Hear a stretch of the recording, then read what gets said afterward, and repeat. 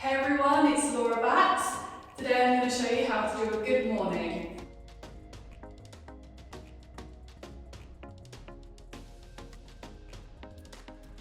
I am talking about the exercise, not how to start your day well. I can get into that another time if you want, let me know in the comments.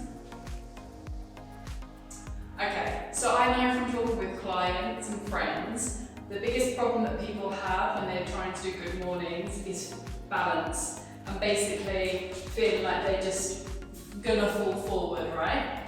So this is what I want you to think about when you're doing a good morning. It's not so much an exercise of you just leaning forward. It's actually you just bending at the hips and sending your hips back. So all you're doing is just moving your hips back. And that's what I want you to remember. So it's not this, okay? It's not you just bending forward, it's you doing this. Did you see the difference? So my hips went back. Okay, so now I'm going to tell you how to actually do that. So for your feet, you're going to have them placed hip width apart and your toes are just facing straight forwards. You will see people doing variations in here of like sumo good mornings and people doing them with their feet together. If you follow me on Instagram, you should, you will see that I'm currently doing that in my routine. But these are more advanced movements. We're just going to focus on a nice basic good morning. So, hip width, toes facing forwards, super simple. Okay, let me come back a bit. So here we are, right? Now, you always want to make sure that you have your core engaged. So this doesn't mean just sucking your belly in. It means actually thinking about the muscles you have. We all have core muscles. Whether or not you can see your six pack, doesn't matter. It is there, okay? So we're going to just think of those muscles and we're going to think of just kind of squeezing them. And when you do this, this helps protect your lower back. With a good morning, you're never going to use lots and lots of weights anyway, but it's always good to practice good form. So, core engaged, feet nice and simple. And now what we're going to do is we're just going to hinge at our hips. I'm really sorry if I overuse the word hinge, but it's the best description. So you're just going to start bending at the hips and sending your bum back. Okay, and we're doing this body weight only to begin, by the way, in case you hadn't noticed. So our hands are just going to come up here behind our heads. So core engaged, start bending at the hips and sending your bum back. You're going to come down to about parallel or almost parallel, and then you're going to come back up. Okay, and then also I'm going to talk about our knees. So don't lock your knees out.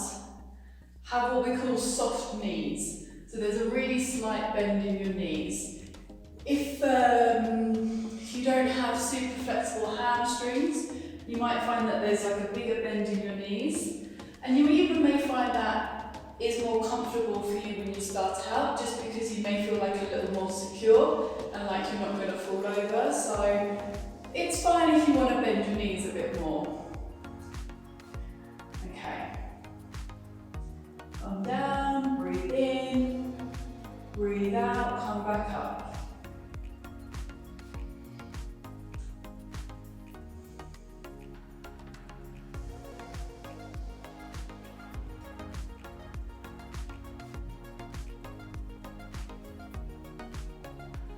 And as you come back up, you're not so much just lifting your head and your upper body up.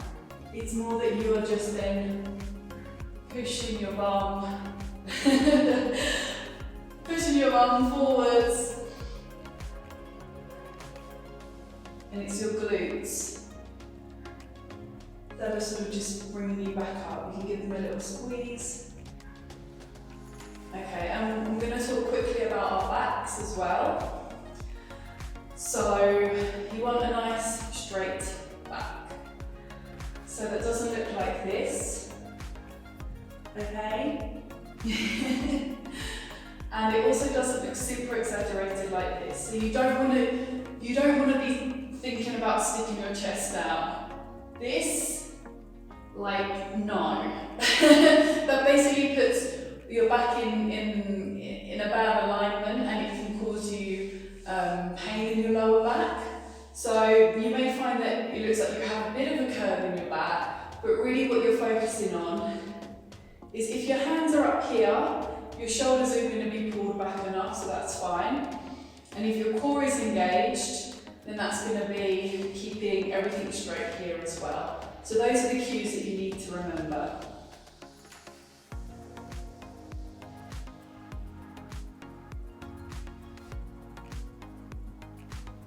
And your neck just stays in line. You're not kind of just like looking up. Puts a lot of pressure on your neck, so just try and keep this all in line. Another tip, if you're having trouble balancing, is just to pick a spot on the floor. Okay, not in front of you, but something just down there on the floor, about 2 meters or 1.5 meters in front of you, something like that. You can easily just kind of keep your gaze on without actually craning your neck back and forth, okay? And then the very last thing as well is just to sort of push through on your heels. This is like something that comes after learning all the other cues. You may not get all of these all at once, by the way, so don't worry, I'm just talking you through them all now.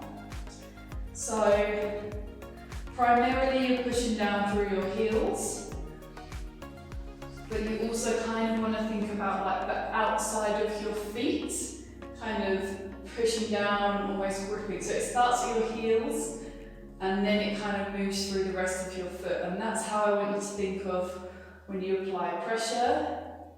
And now you've got that, core engaged, knees slightly bent, back with your hips, up with your hips.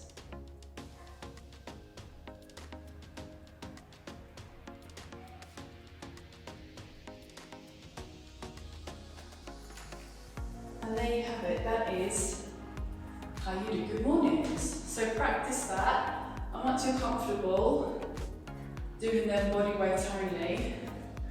Then we can add a barbell. Now I've got a longer barbell here, but feel free just to grab a small, like just even one of the small, like 5-10 kilo barbells. Start with a light weight so you can get used to the movement and having the barbell on your back. So I just need to bring this up. So if you've been doing squats with a barbell, then you'll sort of know how to get under the barbell. I'm going to talk you through it briefly. I have quite long arms. I'm just going to point that out in case it's not obvious. So my width, I kind of grab the barbell like this, at this kind of width, but you might find you want to come in a little bit closer. You just have to practice and find what works best for you, okay? So I use like the markings of the bar to make sure that I'm grabbing it symmetrically, because you want a nice even distribution. And then before I get under the barbell for any exercise, I kind of have a little routine where I roll my shoulders back, and then as I roll them back, I feel all of my upper back, my lats, engage, okay? And then I take a nice deep breath in, and I've engaged my core. You may not see it because I'm bulking right now. And then I push myself, I get myself under. Now I usually have the barbell quite high up on my back. It's a high bar when I do squats, but I find that with good mornings, I actually like to bring it down a little bit. So I'm going to just turn around and show you that. high bar, and then, low bar is more like that. I don't have it here. And again, that's because I'm kind of tall. So just practice. Start off with it up here. Kind of rest on your traps. It's like they make a nice little pillow. So we're going to get in exactly the same position. Core engaged, elbows come back. Okay, now your elbows aren't here. You want to try and have them in line with your torso.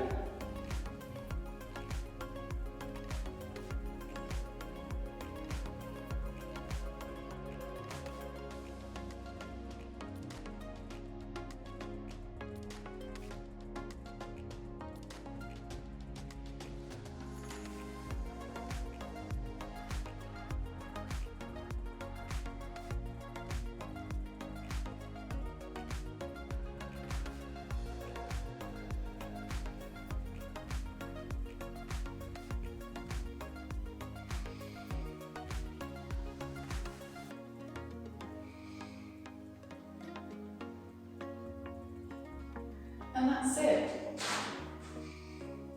So the key to these really is, think of it as a movement where you don't just lean forwards, you just bend your hips back. And that's the best advice that I can really give you for good mornings. Yeah. So they're a fantastic exercise. They work your glutes, your arm, your hamstrings, so the back of your legs, and your lower back as well.